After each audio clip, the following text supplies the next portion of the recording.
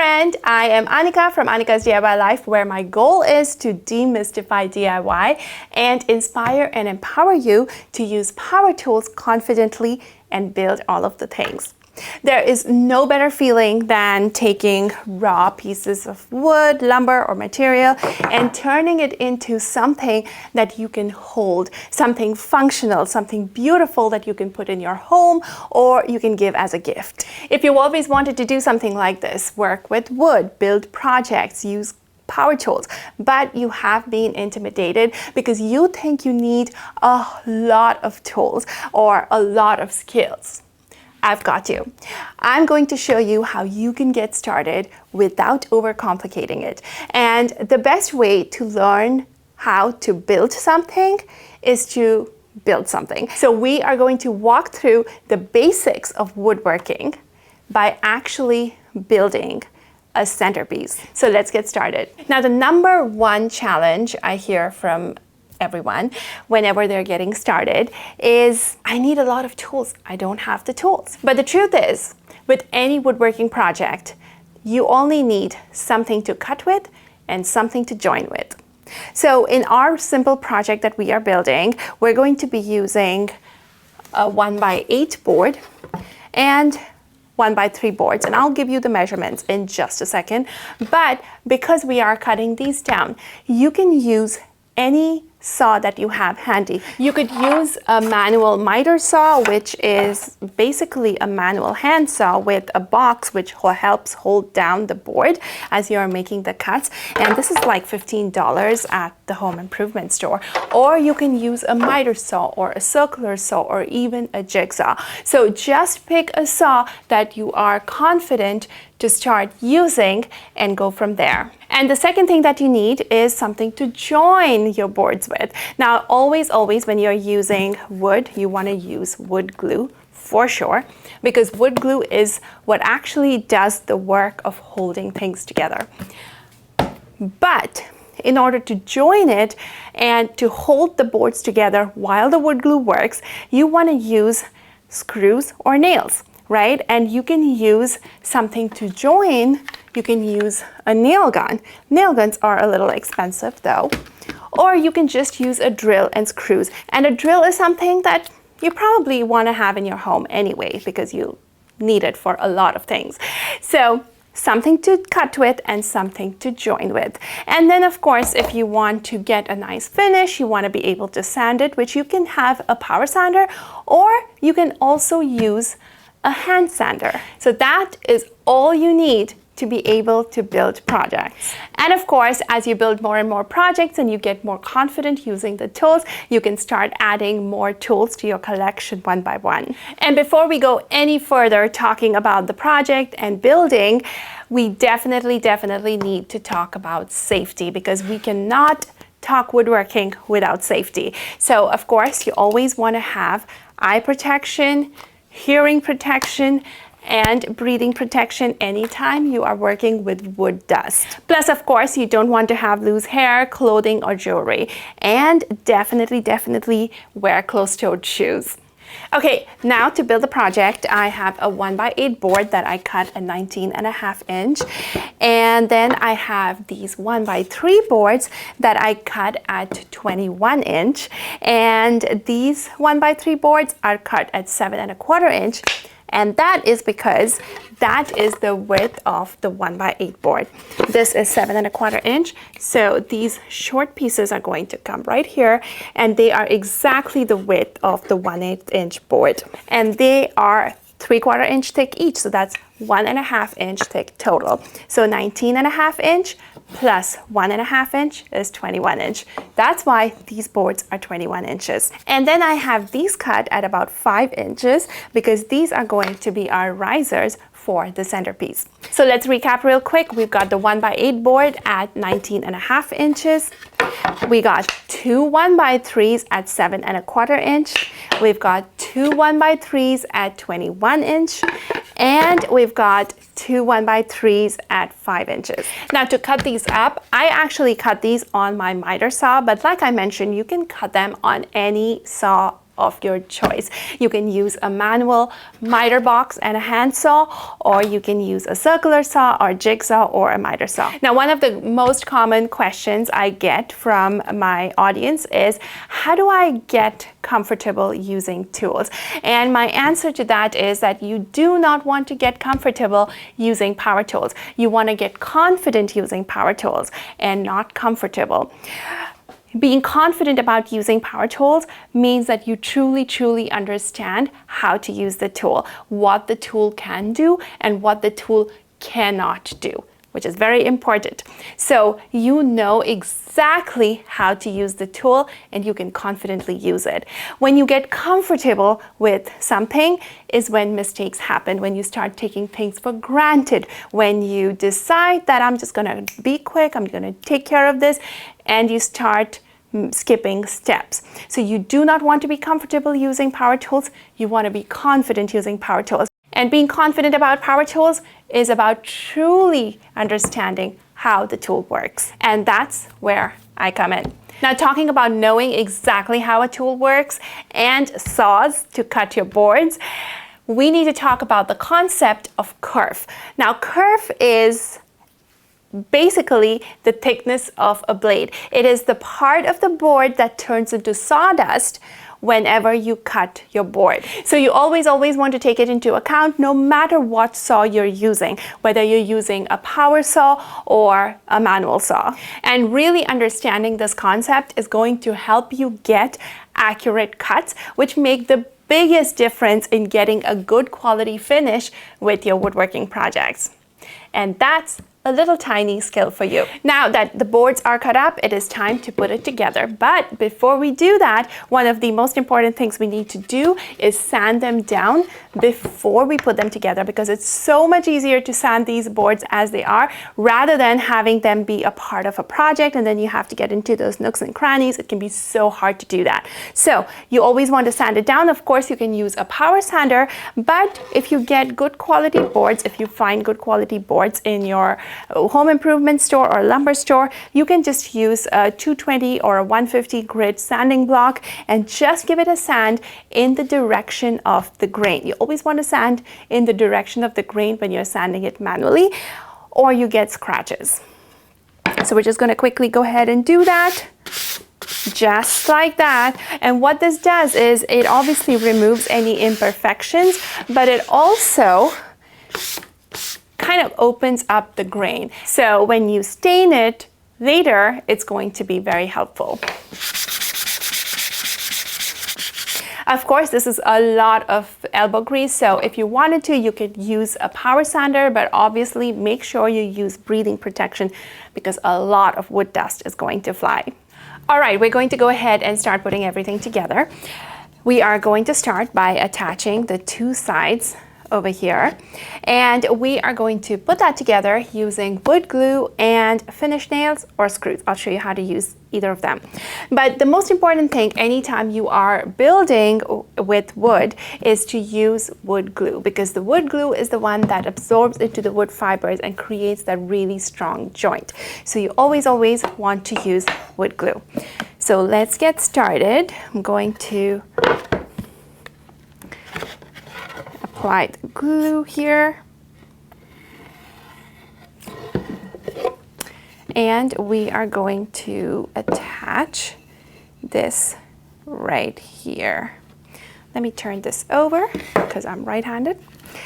All right, so this goes right here. You want to push it together. You'll get a nice glue squeeze out, which is a good thing because what that's telling us is that the two surfaces are making good contact. You don't want to have too much glue squeeze out because then it just makes a big mess, but a little bit of a wood glue squeeze out is always good. And I'm going to go ahead and attach with finish nails. Be sure to put on your safety gear. Now, anytime you are using a nail gun, you do not want to have your fingers near where you're putting the nail in, because the nails can sometimes curl up because of the wood grain and come out and go into your fingers, which is not fun. So we're gonna make sure we're careful and we are going to align everything and add the nail. That's 1, that's 2, and that's 3. Now this is a good time to go ahead and wipe away all of the wood glue squeeze out that you see anywhere in your project. And you can do that with a wet cloth. I'm just using a wet wipe. And the reason you want to do this is because the way wood glue works is that it absorbs into the grain and creates that strong joint. Now if you plan on staining your project, the way stain works is that it also absorbs into the wood grain and gives it the color. Now, if there's already wood glue present in those wood fibers, the stain will not be absorbed, and what you will get is like a blotchy finish. So if you are planning on staining your project, you want to make sure that you wipe away all of the wood glue. And the best thing to do that is when it's still wet. Once it dries up, you will have to sand it, etc. But the easiest thing to do is to wipe it away when it's still wet. So now I'm going to go ahead and attach the other side right here. But I want to show you how you can use screws to attach. Now when you are using screws, the most common type of screw is this right here, which is totally fine to use, but you will notice that it does have a pretty big head. Instead, I highly recommend in cases like this to use what is called a trim head screw. And you can see that the head of this is super tiny compared to this screw. So this is what we are going to be using as a replacement for using a nail gun. And all you need to do is then screw this in. Now, before I screw this in, I do want to talk to you a little bit about your drill. Because remember when I told you that you really truly have to understand your tool to be able to use it the best, most efficient way. Now, a drill has a whole bunch of numbers on here, and usually as beginners, we don't really pay attention to this, and that's exactly what I did too. I just know that pressing this in means it's going to drive in, and pressing this out, it's going to drive out. But the truth is that all of these settings make a huge difference in how well your drill performs.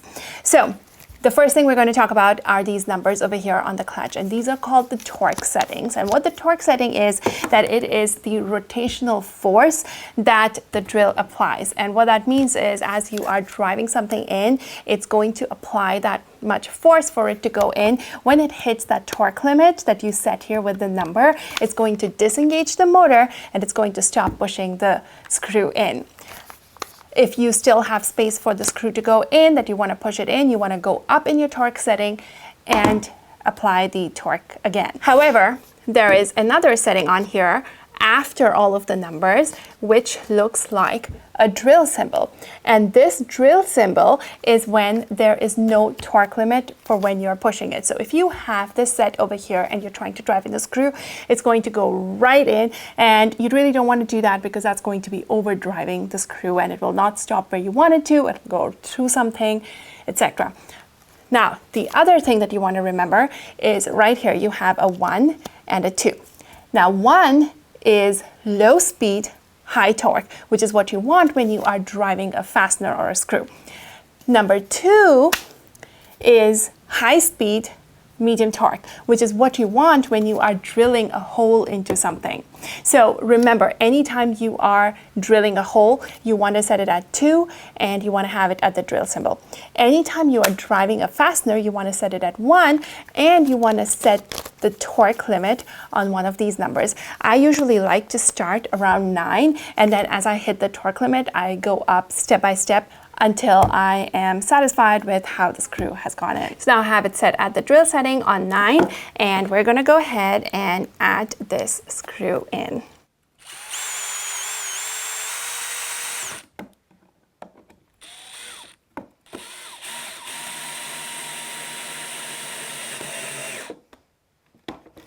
All right, now you see how it has gone below the surface. That's called a countersunk screw. And now if you wanted to, you could add in some wood filler and cover that up.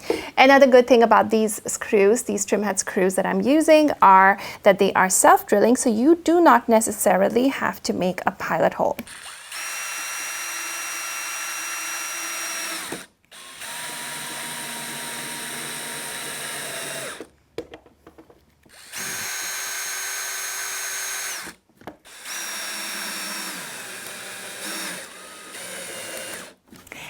we have the two sides attached. I'm gonna go ahead and wipe off all of this glue squeeze out. And now it is time to put the sides on over here. And this is also pretty straightforward. We're just going to use wood glue. Here we're going to apply wood glue to this part as well, because that's where this is going to attach as well. And then we're just going to use some nail gun or screws and attach it.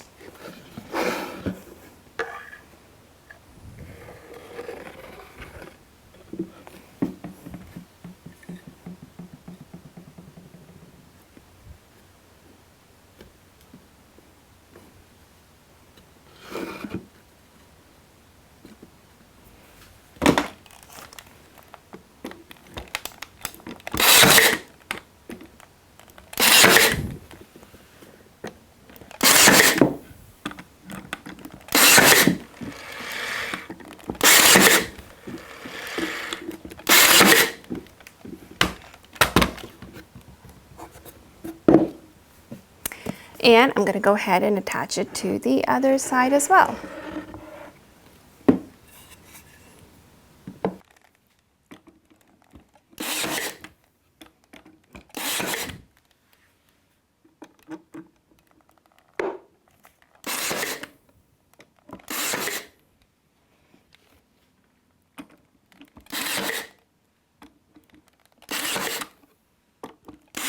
So that is our tray centerpiece. Now what you could do is you could also add some handles on both of these ends, and that would make a nice little tray. But what we are going to do is we're going to add some risers underneath, and that's going to give this a really nice look.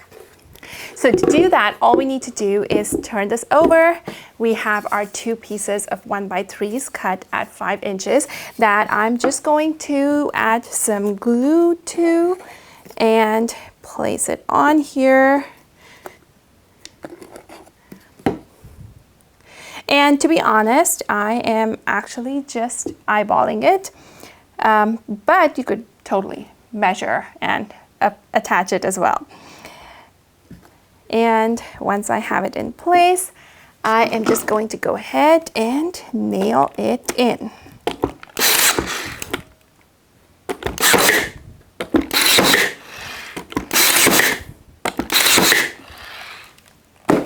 And there it is. I really like that light rise that it has all around, so it just kind of elevates the entire centerpiece.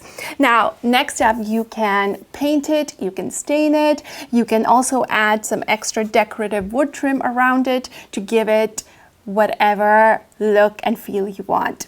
But remember, if you are painting it, you definitely want to make sure that you use a primer, a couple coats of primer, to make sure that the wood grain is sealed before you apply the paint. And if you are planning on staining it, you want to make sure that you use pre-stain conditioner, because what the pre-stain conditioner does is it opens up the grains and makes it all absorb the stain evenly, so you get a nice even color all across.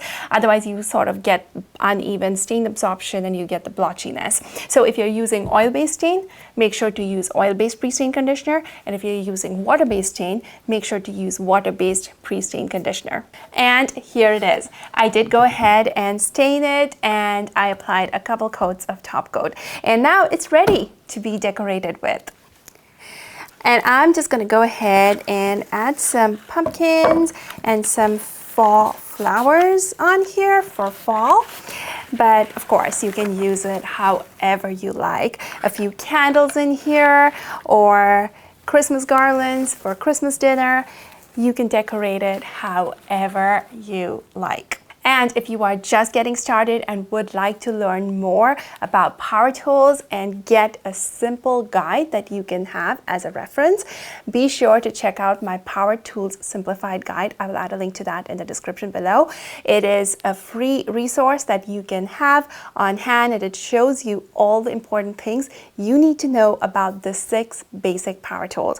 And it comes with a few extras like how to buy lumber, etc.